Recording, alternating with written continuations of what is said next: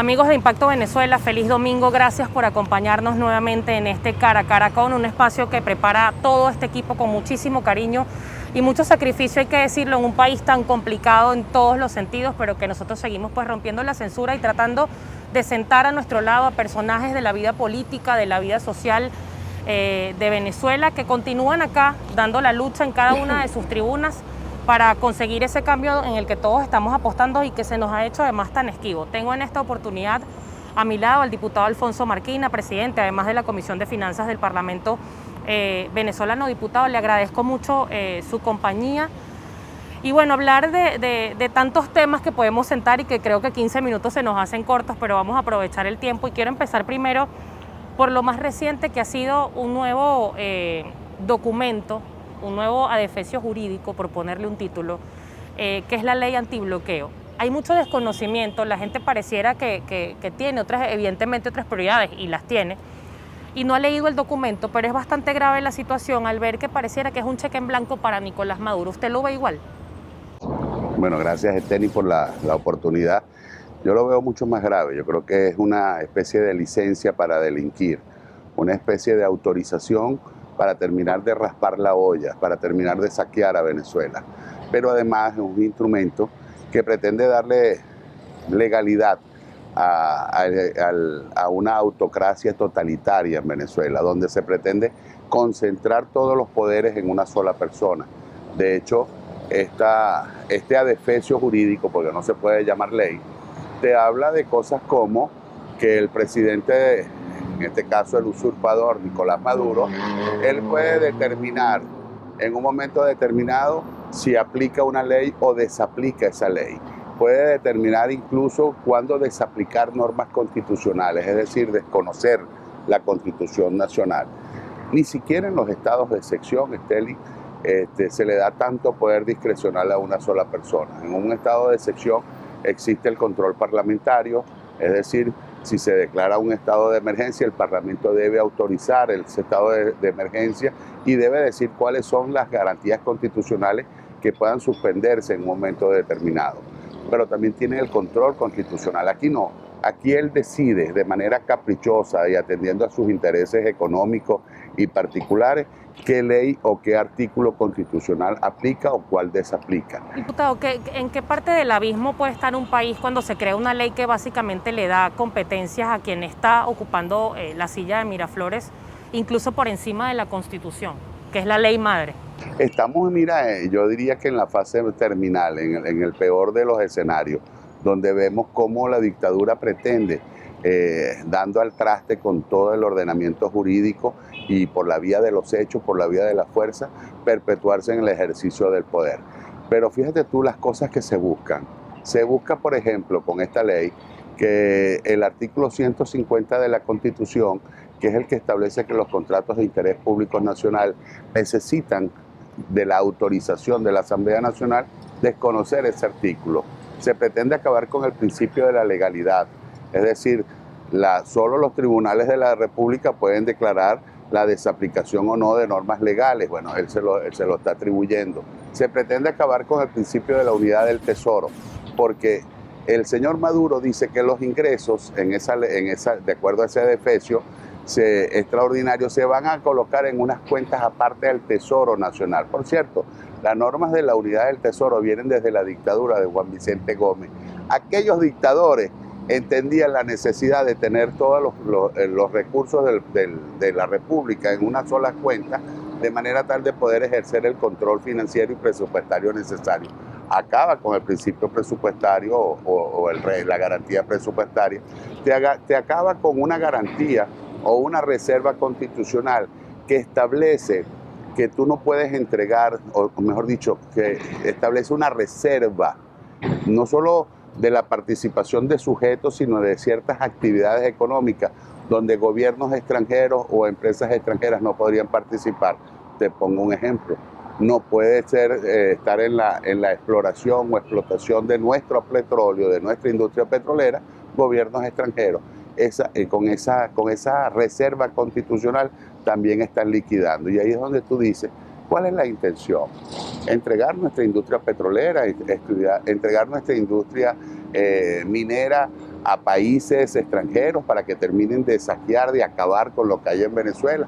Pero todo esto además pretende también seguir financiando o endeudándose sin el control parlamentario. Es decir, todo va dirigido a la posibilidad de yo saquear de manera discrecional todo lo que quede, lo que pueda quedar en Venezuela, pero además estén cubierto con una especie de manto de confidencialidad, porque la misma ley establece que, bueno, no tiene la obligación de rendirle cuentas a nadie, ni siquiera a la Fiscalía ni a los tribunales, mucho menos al pueblo de Venezuela.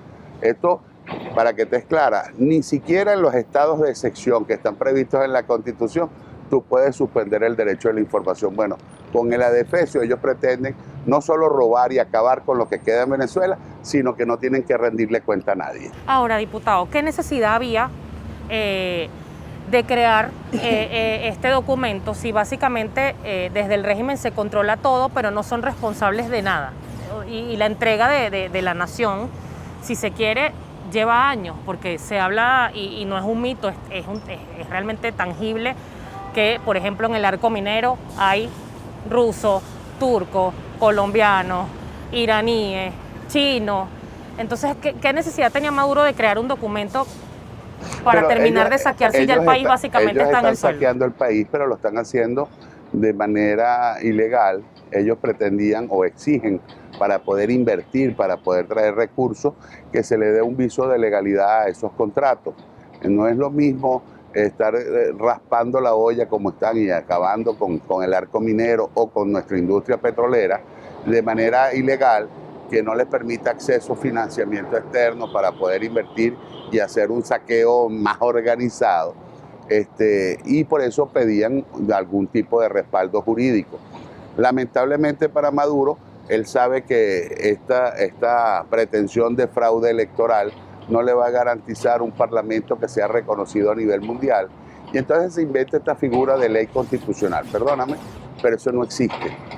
Las constituyentes, si este fuese el caso, que estuviese bien constituida, dentro del marco de la Constitución y las leyes, su única función es elaborar y presentar un proyecto de constitución para que el pueblo lo autorice. En este caso, ¿de dónde sale eso que yo emito leyes constitucionales? ¿Las leyes son orgánicas o son ordinarias? Y toda ley es constitucional porque desarrolla normas constitucionales. No puede haber una ley como esta que contraríe las normas constitucionales o que las desaplique. Porque la Constitución, como tú lo decías, en el marco de jerárquico, está por encima de todo el ordenamiento jurídico venezolano. Bueno, tú no puedes con una ley desconocer la mayor. Por eso la Asamblea Nacional, en base al 333 y 350, establece que su responsabilidad, como lo dice la Constitución, es restablecer el orden constitucional cuando éste sea desconocido por vía de fuerza o por cualquier otra vía. En este caso lo pretenden desconocer por la vía de una ley inconstitucional, una ley inexistente, un bodrio jurídico, y nosotros estamos alertando no solo a la comunidad internacional de que cualquier acto que se desprenda de la aplicación de esta ley es nulo y que por lo tanto no sería reconocido por la República, sino también estamos alertando a las personas naturales y jurídicas que hagan un negocio que lesione los intereses de la República basados en esta ley, que tienen responsabilidades civiles, administrativas y penales, y que tendrán que en un momento determinado, cuando se restablezca el orden constitucional en Venezuela, rendirles cuentas a la justicia nacional. Diputado, ¿qué se le dice a la gente, al ciudadano que todos los días sale a la calle y se enfrenta a una economía que tiene años ya en caída libre, en decrecimiento, que no le alcanza la plata, pero que también ve que pareciera que Maduro se impone y no tiene una oposición suficientemente fuerte como para enfrentar este tipo de cosas y para lograr ese cambio que tanto se ha prometido y que, como lo decía al principio del programa, se ha hecho tan esquivo? ¿Qué se le dice a la gente? Bueno, mira, lo primero es que esa sensación de fortaleza de Nicolás Maduro es ficticia. Él cada vez recurre más a la fuerza, cada vez recurre más a la represión, cada día utiliza más la judicialización de la política precisamente porque está más débil. Cuando ellos tenían alguna fortaleza electoral y apoyo popular, no recurrían a estos mecanismos de manera tan absurda y tan descarada. Ahora, lo segundo es que efectivamente esto no es una lucha de la oposición, esto tiene que ser una lucha de todo el país. Si bien es cierto, los dirigentes políticos que hemos conducido este proceso no hemos logrado el objetivo del cambio político, sería injusto también decir que no se ha avanzado. El hecho de que hoy tengamos el respaldo del mundo, ya creo que es un éxito que todos tenemos que reconocer. El hecho de que hoy más del 90% de los venezolanos reconozca como la única causa de esta tragedia que estamos viviendo a Nicolás Maduro y a la usurpación es un gran éxito. Y así podemos ir sacando una cantidad de éxitos y de logros que hemos obtenido, pero lo que pasa es, Esteli, que no hemos logrado el más importante, que es desalojarlos de una vez por todas y instaurar en Venezuela una democracia con un gobierno que empiece a atender los graves problemas del país. ¿Cuál ha sido la traba, a su juicio? Lo importante es que tenemos que ser constantes, que no podemos tener un movimiento opositor o un país que un día se activa y se activan todos, pero al día siguiente se desactiva, porque quizás estamos detrás de unos objetivos que creemos que podemos conseguir de manera inmediata, porque no tenemos quizás la valoración exacta de la gravedad de lo que estamos viviendo. Aquí ni siquiera podemos decir, Estenin, que tenemos una lucha de un pueblo contra un gobierno autoritario, autocrático, totalitario y represivo, violador de derechos humanos. Aquí es mucho más que eso. Aquí estamos enfrentando a lo peor de todos los mundos. En Venezuela está el G2 cubano, en Venezuela están grupos terroristas como la FARC, el ELN, Hezbollah. En Venezuela es vista como el reducto del comunismo a nivel mundial, y por eso vemos involucrados a una cantidad de países que de manera descarada no solo están haciendo negocios indebidos en Venezuela. La lucha tenemos que dimensionarla en su verdadero tamaño. Estamos dando quizás la gesta democrática más importante que se conozca en este hemisferio y quizás en buena parte del mundo. Pero también tengo que decirte que así como es grande el compromiso que tenemos por delante, el premio por la victoria también va a ser grande. Es volver a tener ese país de oportunidades, esa tierra maravillosa que era Venezuela y que atraía a millones de ciudadanos del mundo a venir aquí a compartir con nosotros, a trabajar, a hacer su vida, a hacer sus familias en Venezuela, y que hoy ocurre todo lo contrario cuando vemos a miles y miles de venezolanos que hasta caminando, producto de la desesperación, están saliendo del país. Bueno, esa Venezuela volverá a ser receptor de ciudadanos del mundo, porque Venezuela va a ser la Venezuela de las oportunidades, que nos va a permitir que tú, pero sobre todo que nuestros hijos y todos los que nos están viendo y todos los hijos de los que nos están viendo quieran seguir en Venezuela, trabajar por Venezuela y recibir todas las oportunidades que este maravilloso país siempre nos ha dado. Diputado, tengo que despedir, y esto no se lo quiero preguntar como dirigente político ni como diputado de la Asamblea Nacional, se lo quiero preguntar como ciudadano, como venezolano y como padre de familia. ¿Por qué seguir aquí viendo que muchos dirigentes se han ido por cualquiera que sea la razón, por persecución, por buscar incluso hasta un mejor futuro, aunque no lo digan entre líneas? Pero ¿por qué Alfonso Marquina sigue acá a pesar de golpes, de persecución también, de vejaciones, de insultos? Sigue en esta Venezuela que pareciera que se nos está cayendo a pedazos, pero que seguimos tercos aquí. ¿Pero por qué Alfonso Marquina sigue? Bueno, a lo mejor la respuesta la diste tú, por terco, no. Yo creo que porque, mira, yo soy una persona de origen humilde. Yo me crié en Caricuao, la democracia me permitió hacerme de 2 profesiones universitarias, mejorar mi calidad de vida, mejorar la calidad de vida de mis padres. Esa oportunidad que yo tuve, solo la pude tener aquí en Venezuela. Y yo tengo la obligación de que eso que yo recibí de mis padres, hoy yo se los pueda dejar a mis hijos. Así que yo sí creo en Venezuela. Yo sí creo que esto va a cambiar. Y también creo que Venezuela va a darle nuevamente a sus hijos las oportunidades que nos dio a nosotros y muchas más. Así que yo no me rindo, yo no me voy.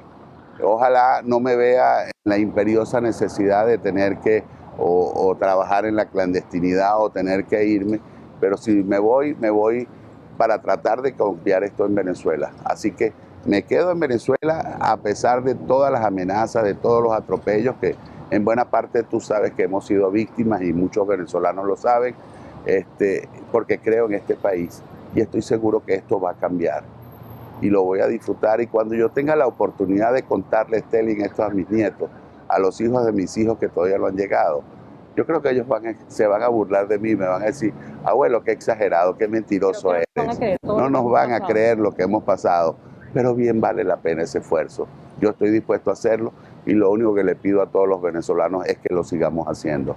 No nos resignemos, no nos acostumbremos y mucho menos no nos vayamos a rendir. Venezuela va a cambiar, pero va a depender de cada uno de nosotros. Amén, que así sea, diputado. Le agradezco mucho su compañía. Estábamos conversando con el diputado de la Asamblea Nacional, Alfonso Marquina, presidente además de la Comisión de Finanzas del Parlamento venezolano. Son muchos temas, el tiempo se nos hace corto, pero le agradecemos mucho que nos haya acompañado el día de hoy. Feliz domingo para todos. Recuerde seguir @Impacto Venezuela en todas nuestras redes sociales y suscríbase en la campanita para que reciba todas nuestras notificaciones. Feliz domingo para todos.